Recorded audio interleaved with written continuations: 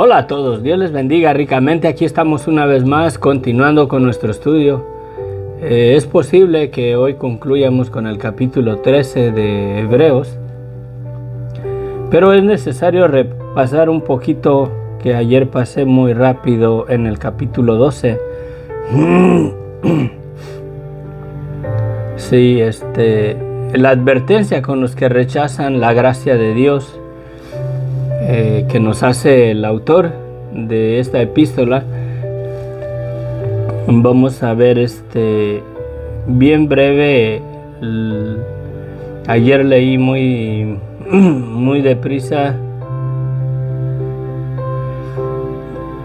¿verdad? Esta parte, y decía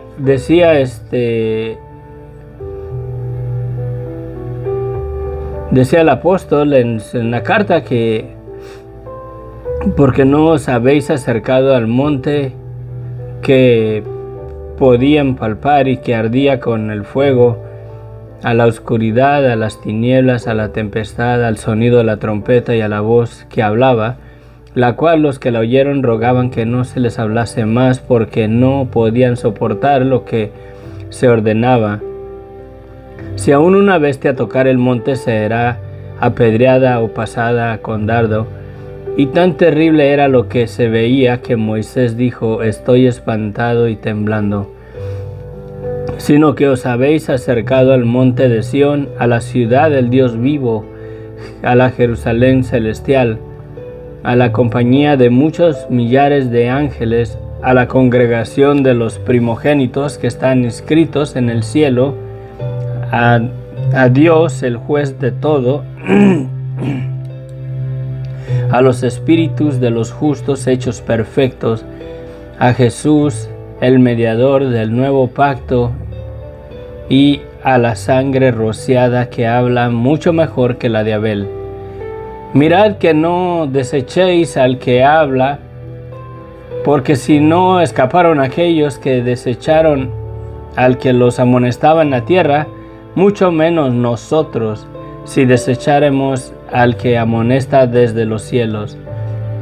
La voz del cual conmovió entonces la tierra, pero ahora ha prometido diciendo: aún una vez más, y conmoveré no solamente la tierra, sino también el cielo. Y esta frase, aún una vez, indica la remoción de las cosas movibles como cosas hechas para que queden las inmovibles.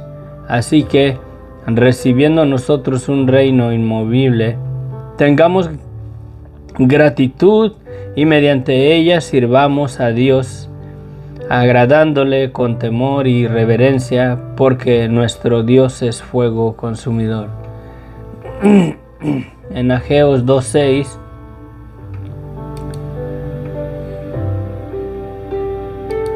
tenemos esa referencia de lo que dice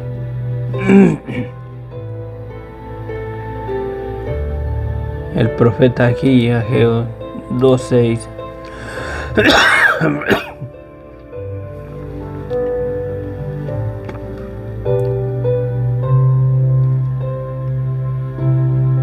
Porque así dice Jehová de los ejércitos: de aquí a poco yo haré temblar los cielos y la tierra, el mar y la tierra seca, y haré temblar a todas las naciones, y vendrá el desolador de todas las naciones, y llenaré de gloria esta casa, ha dicho Jehová de los ejércitos.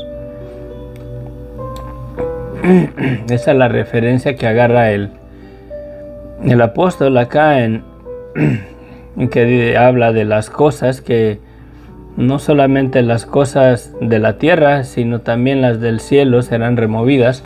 Pero bueno, Padre Santo, gracias, Señor, te damos esta mañana, Señor. Te pedimos, bendito Dios, que tú nos guíes con tu Espíritu Santo en tu palabra, Señor, que sigas ministrando nuestros corazones. Te pido, bendito Dios, que tú edifiques tu pueblo, Señor, que nos edifiques en la verdad de lo que tenemos en Cristo. Eso es nuestro propósito, ese es el propósito de este ministerio, Padre Santo, de que tú nos vayas guiando, nos vayas edificando en tu palabra, fuera de todo movimiento religioso, Padre.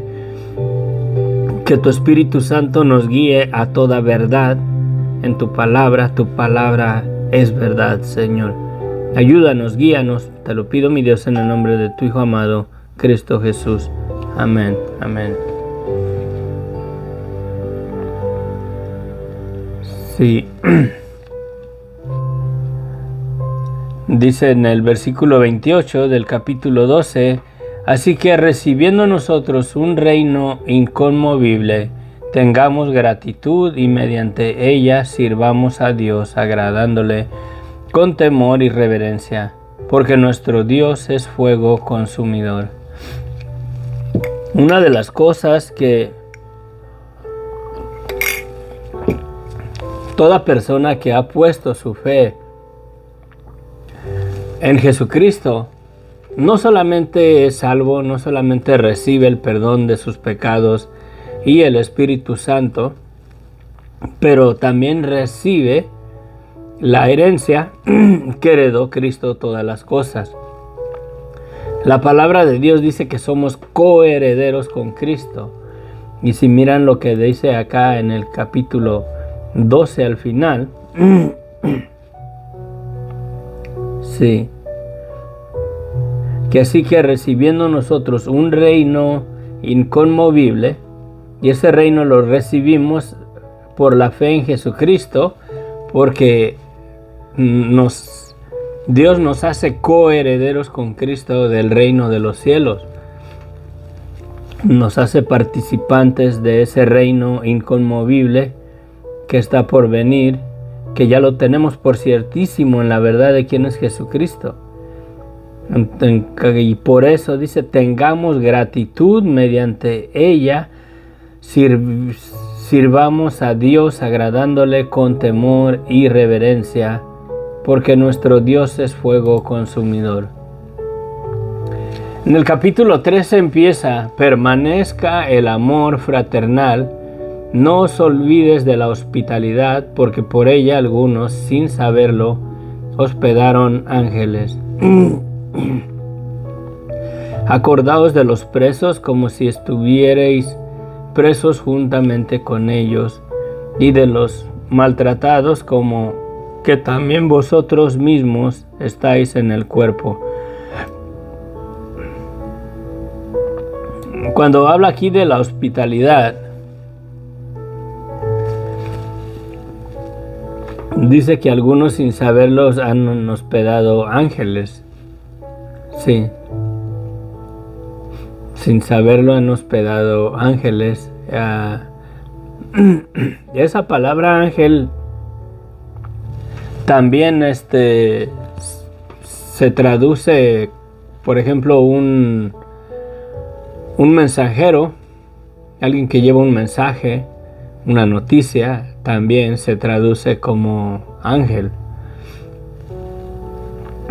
La palabra evangelio se deriva de esas palabras también, que es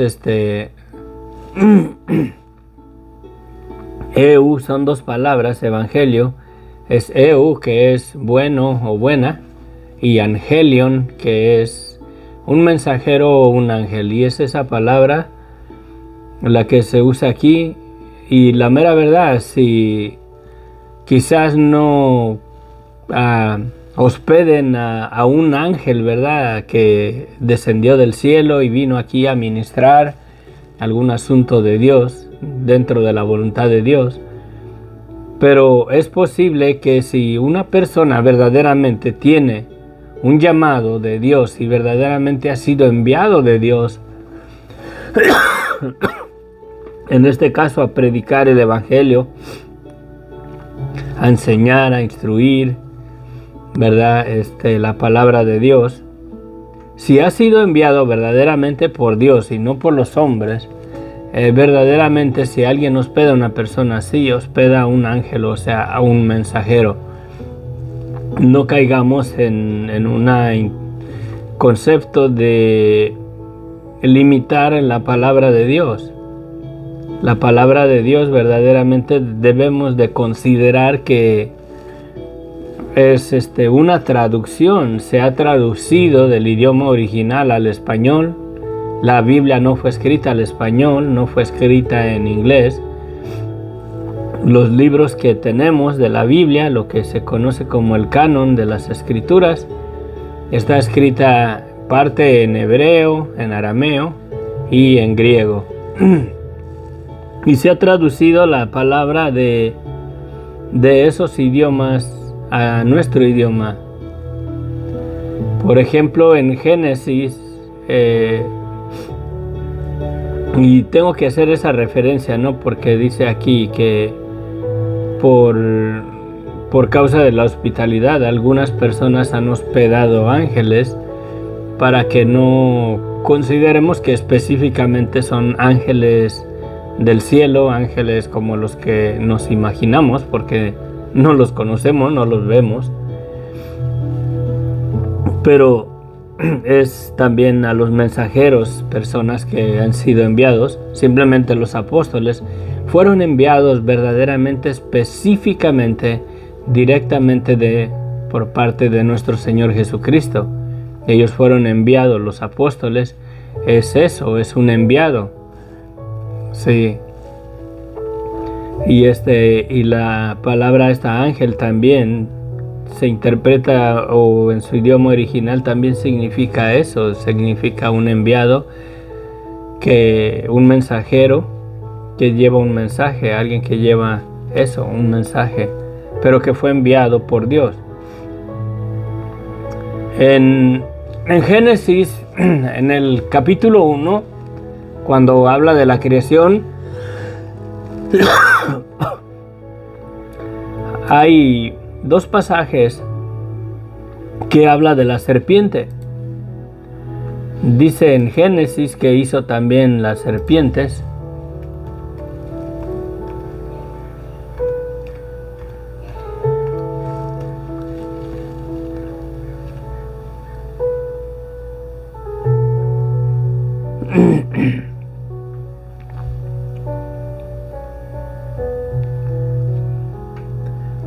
Y en la creación, la palabra, una que se usa cuando describe que hizo también las serpientes, se habla de reptiles. Esa palabra, la traducción correcta sería reptiles, o serpientes es la misma, porque una serpiente es un reptil, pero se refiere específicamente a esa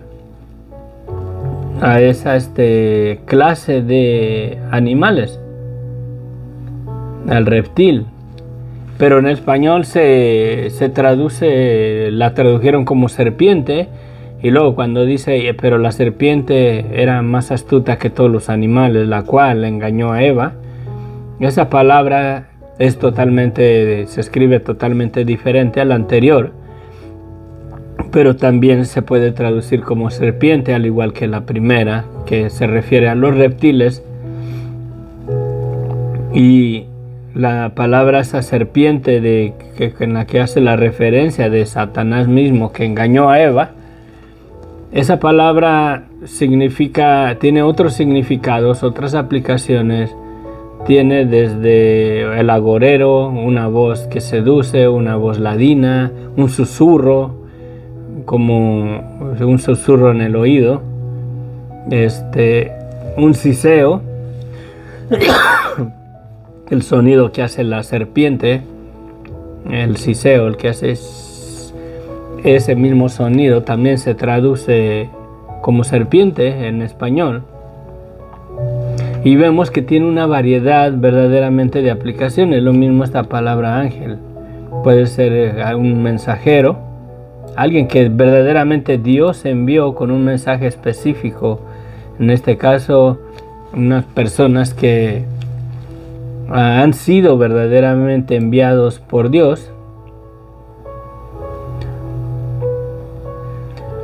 Buenos días, Lorena. Bendiciones. Es el mismo, ¿no? No solamente puede ser específicamente que sean ángeles que descendieron del cielo, los que en muchas ocasiones personas sin saberlo le dan posada en su casa, Pero puede ser que alguien reciba verdaderamente una persona que ha sido verdaderamente enviado, es un mensajero verdadero de Dios, que es una persona que ha sido enviada por Dios, ya sea a predicar el evangelio, a llevar una palabra, ¿verdad? No lo sabemos, pero también puede caer en ese aspecto. Seamos conscientes de que la palabra de Dios ha sido interpretada, traducida, ¿verdad? Y le usan las palabras que le dé el sentido más correcto. En este caso está hablando de que a veces sin saberlo hospedan a personas que son mensajeros verdaderamente del Dios vivo, ¿verdad? Acordaos de los presos, dice, como si estuvieras preso juntamente con ellos, y de los maltratados, como que también vosotros mismos estáis en el cuerpo. Honroso sea en todos el matrimonio y el lecho sin mancilla, pero a los fornicarios y a los adúlteros los juzgará Dios. ¿Cómo va aquí de la mano? Habla del matrimonio, que honroso sea en todos el matrimonio y el hecho sin mancilla, pero a los fornicarios y a los adúlteros los juzgará Dios. El fornicario, la fornicación es la inmoralidad sexual. De la palabra fornicación, en su idioma original es pornea, y de ahí viene la palabra de pornografía. Toda inmoralidad sexual, verdaderamente todo deseo impuro, todo inmoralidad hasta ese grado es verdaderamente fornicación. Y toda persona que se entretiene en la pornografía y cosas semejantes a esa caen en este tipo de personas, de los fornicarios. Los adúlteros, ¿verdad? Dice, y a los adúlteros, dice, a los fornicarios y a los adúlteros los juzgará Dios. El adulterio es diferente. El adulterio es cuando se saca de orden el matrimonio. Sí. Dios estableció el matrimonio para que el hombre, dice que dejará a su padre y a su madre, se unirá a su mujer y los dos serán una sola carne. Jesucristo, cuando habla del adulterio, dice que oíste que fue dicho, no cometerás adulterio. Y dice Jesucristo, pero yo les digo que aquel que mira a una mujer para codiciarla, ya adulteró con ella en su corazón. Sí, porque la mera verdad, si estamos codiciando a la mujer ajena, a la mujer que no es nuestra esposa o a la mujer que ya tiene un compañero, ya sea que esté en unión libre o casada, porque ante los ojos de Dios, una vez que el hombre ha conocido una mujer en la intimidad, ante los ojos de Dios, ya esa es su mujer, ya se unió con ella en una sola carne. Y si miramos a una mujer para codiciarla, y si esa mujer tiene ya un compañero, ya sea que sea casada legalmente o no, o solamente esté juntada, pero si ya la conoció algún varón íntimamente, viene a ser la carne de aquel varón que la ha tomado por mujer. Entonces es lógico que si yo volteo a ver a una mujer que ya tiene un compañero, que ya ha sido de una persona que la tiene como por mujer, verdaderamente yo estoy codiciando la carne de aquel varón, la verdad que la tiene por mujer. Es fuera del orden que Dios estableció. Dios estableció el matrimonio para que el hombre se uniera a su mujer y los dos serían una sola carne. También exhorta a Jesucristo y dice que el que se casa con la mujer que se separó del marido o la divorciada, el que se casa con la repudiada, dice, comete adulterio. Verdaderamente, cuando ya una persona se unió íntimamente, y en este caso es la mujer, cuando se une íntimamente al compañero, a un hombre, ella viene a ser carne de aquel varón que la tuvo por mujer. Y si aquel hombre se separa de ella, aunque se separe de ella, ella verdaderamente es la carne de aquel varón que la tuvo por mujer. Y si otro se casa con ella, se llega a ella, se está uniendo a la carne de aquel varón que la ha tenido por mujer. Es fuera del orden de lo que Dios estableció. Por eso es adulterio. El adulterio es cuando se cambia el orden de lo establecido, de lo normal, de lo natural. Cuando uno adultera la palabra de Dios es cuando uno la saca fuera de contexto y pone uno otra cosa que no dice ahí la palabra. Entonces la palabra de Dios es adulterada porque se cambió el orden. Tengo estudios acerca del adulterio. Los pueden ver, están en el canal disponibles. Pero sí, esa es la diferencia entre lo que es fornicación o los fornicarios y los adúlteros. Sean vuestras costumbres, dice, sin avaricia, contentos con lo que tenéis ahora, porque Él dijo, no te desampararé ni te dejaré. De manera que podemos decir confiadamente. En Deuteronomios 31, 6 y 8 y Josué 1 y 5, del capítulo 1, versículo 5 dice eso, no te dejaré ni te desampararé. Y creo que las dos referencias son a Josué. Vamos a ver la de Deuteronomios, porque la de Josué capítulo 1, versículo 5, sí, es Deuteronomios 31, 6 y 1 al 8. Deuteronomios.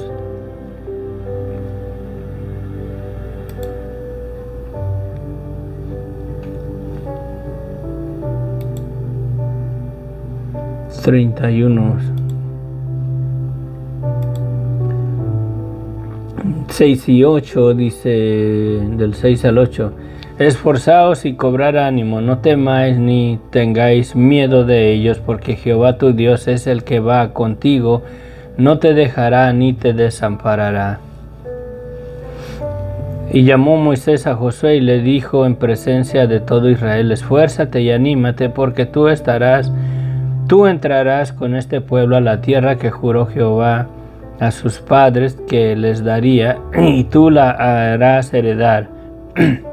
Y ahí Jehová va delante de ti, Él entrará contigo, no te dejará ni te desamparará. Sí, no temas ni te intimides. Sí, las dos referencias son específicamente a Josué, que le da el mandato al Señor, y también Moisés. Y también dice, el Señor es mi ayudador, no temeré lo que me pueda hacer el hombre. Ese es en Salmo 118, 6. Dice, acuérdense de vuestros pastores que os hablaron la palabra de Dios, considerar cuál haya sido el resultado de su conducta e imitar su fe. Que se acuerden de los hermanos que les ministraron la palabra. Dice, de vuestros pastores que os hablaron la palabra de Dios, considerar cuál haya sido el resultado de su conducta e imiten su fe. O sea, que consideren verdaderamente la vida de estas personas que creyeron en Jesucristo y que predicaban el Evangelio, que les predicaban la palabra, que su vida verdaderamente fue cambiada, fue transformada, ¿no? Hubo resultados de acuerdo a su fe y verdaderamente cambió la conducta de ellos. Pues su fe verdaderamente llevaba era notorio en la manera de vivir de estas personas. Y les dice, imiten su fe, que deben de imitar la fe que ellos tuvieron. Si lo ponemos en la perspectiva, miramos el cambio radical que hubo en Pablo. En Saulo de Tarso perseguía a la iglesia, encarcelaba a toda persona que invocaba el nombre de Jesucristo. Las personas que creían en el Evangelio, los persiguió y los encarcelaba tanto a hombres como a mujeres. Y después, cuando el Señor le sale en el encuentro en el camino a Damasco y verdaderamente le resplandece el Evangelio en su vida es totalmente transformada. Y de ahí en adelante, la mera verdad, su vida fue totalmente diferente. Hubo resultados, ¿sí?, en su conducta por medio de su fe en Jesucristo, en el Evangelio, en predicar el Evangelio. Verdaderamente tiene que ir de la mano. Una persona que predica el Evangelio tiene que vivir el Evangelio, tiene que ser una realidad en sus vidas.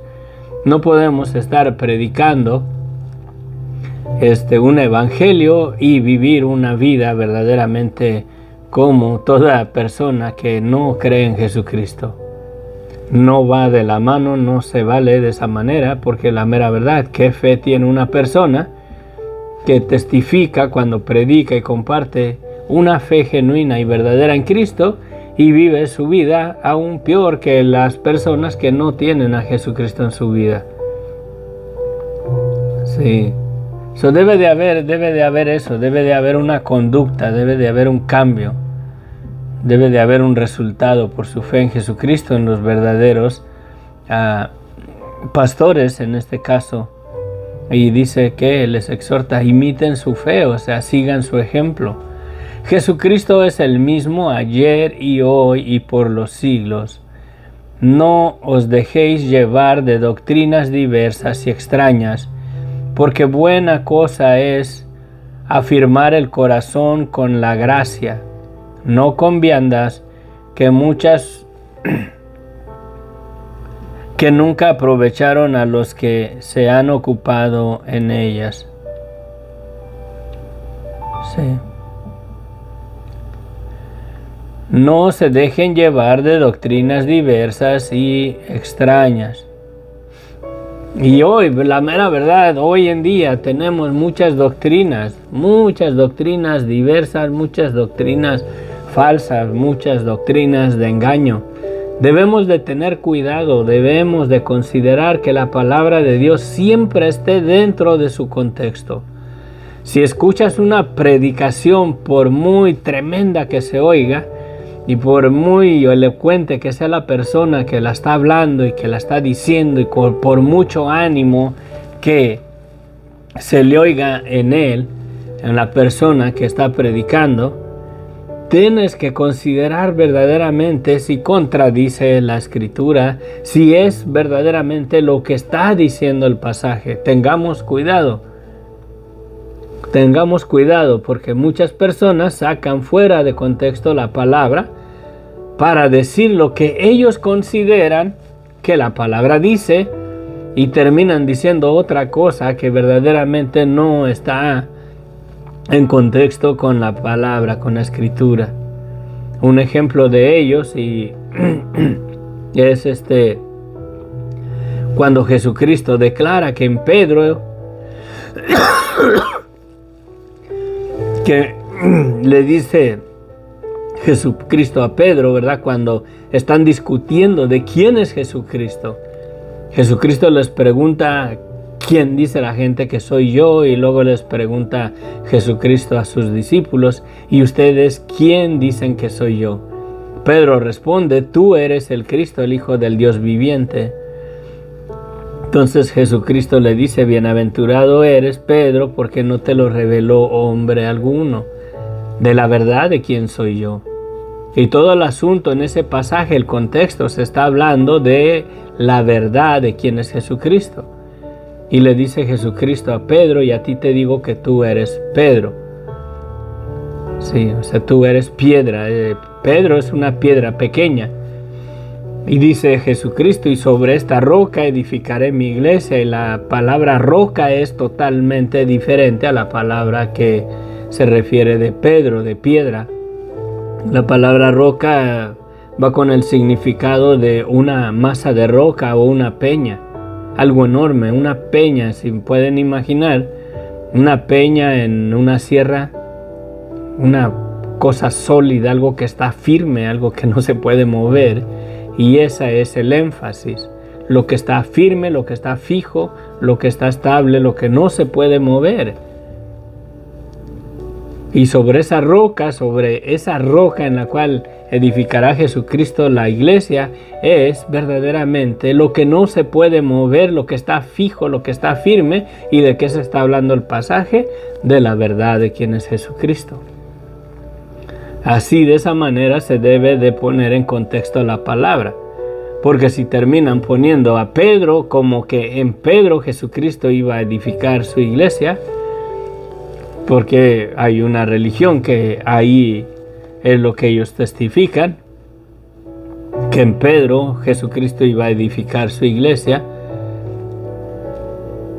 Vana es nuestra esperanza verdaderamente si Jesucristo edifica su iglesia en Pedro, en la verdad de quién es Pedro y no en la verdad de quién es Jesucristo. Sí, a la luz de la palabra no concuerda. Y la abrazan porque ahí dice Jesucristo, y tú eres Pedro, que esa palabra es piedra, pero esa piedra es una piedra pequeña. Quizás tenga las mismas cualidades que la roca, pero la roca, la palabra que usa el contexto, el pasaje ahí es totalmente diferente. Dice piedra y dice peña. Sobre esta peña, y la peña es algo que está fijo, que está sólido, y ya poniéndolo en una interpretación correcta, es la verdad de quién es Jesucristo, que es algo que está firme, que está fijo, que está estable y no se puede sacar de contexto. Aquí nos advierte verdaderamente que no se dejen llevar por doctrinas diversas y extrañas, porque buena cosa es afirmar el corazón con gracia. O sea, con gracia es con convencimiento, ¿no? La gracia de Dios es la influencia divina de Dios en el corazón del hombre, que nos convence y nos convicta de la verdad. Y si afirmamos el corazón con gracia, lo afirmamos de veras en la convicción que Dios nos da en el corazón de las cosas que son verdaderas de Él. Dice, no con viandas que nunca aprovecharon a los que se han ocupado en ellas. Tengamos un altar del cual no tiene derecho de comer. Tenemos un altar del cual no tienen derecho de comer los que sirven al tabernáculo, porque los cuerpos de aquellos animales cuya sangre a causa del pecado es introducida en el santuario por el sumo sacerdote, son quemados fuera del campamento. Por lo cual también Jesús, para santificar al pueblo mediante su propia sangre, padeció fuera de la puerta. Salgamos pues a él fuera del campamento, llevando su vituperio, porque no tenemos aquí ciudad permanente, sino que buscamos la porvenir. Hay mucho que explicar en esta parte.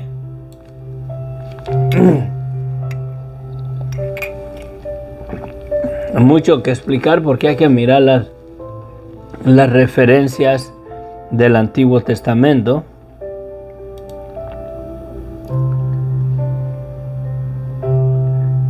Aquí tenemos una, Levíticos 16:27.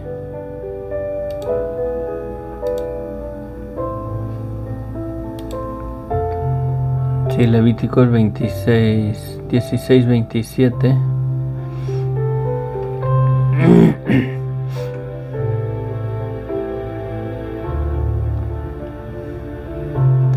Y sacará fuera del campamento el becerro y el macho cabrío inmolados por el pecado, cuya sangre fue llevada al santuario para hacer la expiación, y quemará en el fuego su piel, su carne y su estiércol. El que los quemare lavará sus vestidos y lavará también su cuerpo con agua, y después podrá entrar en el campamento. Sí, por eso Jesucristo, o las personas, cuando Él hizo el sacrificio en la cruz del Calvario, Él cumplió la ley aún de los sacrificios en todo lo que Él padeció. El monte Gólgota, el monte Calvario, está fuera de los muros de la ciudad de Jerusalén, está en las orillas, y le hicieron lo mismo.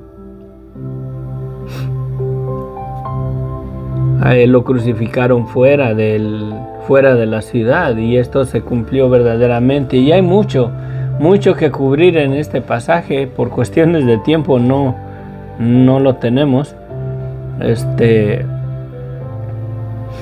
Sí, para santificar al pueblo mediante su propia sangre. Bueno, déjame regreso. Porque los cuerpos de aquellos animales cuya sangre a causa del pecado es introducida en el santuario por el sumo sacerdote son quemados fuera del campamento, por la cual también Jesús, para santificar al pueblo mediante su propia sangre, padeció fuera de la puerta. Salgamos pues a Él fuera del campamento, llevando su vituperio, porque no tenemos aquí ciudad permanente, sino que buscamos la porvenir. Nos vamos a quedar aquí en el capítulo 13 porque tengo que irme. Está bien, sirve que busco referencias más acerca de ese hecho de los sacrificios fuera del campamento. Son las 6:08, ya nos tenemos que ir a trabajar. Que Dios les bendiga ricamente. Gracias por conectarse. Verdaderamente gracias por ese comentario de esos vasitos de agua que refresca, ¿verdad? Lorena, bendiciones. Sofía, buenos días. Jorge, bendiciones. Que la gracia de nuestro Señor Jesucristo se perfeccione en nuestras vidas. Nos despedimos. Se despide de ustedes el hermano Inos del Ministerio Sendero de Luz y Esperanza. Es posible que concluya mañana con el estudio. Lo más seguro es que sí lo acabemos, y voy a hacer un resumen de lo que observamos. Voy a tratar de darle estudiarlo y hacer unos apuntes y estudiar los puntos principales de esta epístola a los Hebreos y concluirla, ¿verdad? Que la gracia de nuestro Señor se perfeccione en nuestras vidas y que permanezcamos verdaderamente creciendo en la verdad del Evangelio. Que Dios los bendiga ricamente. Los amo en el amor de Cristo. Se cuidan. Bendiciones. Saludos a todos, a donde quiera que nos vean. Bendiciones.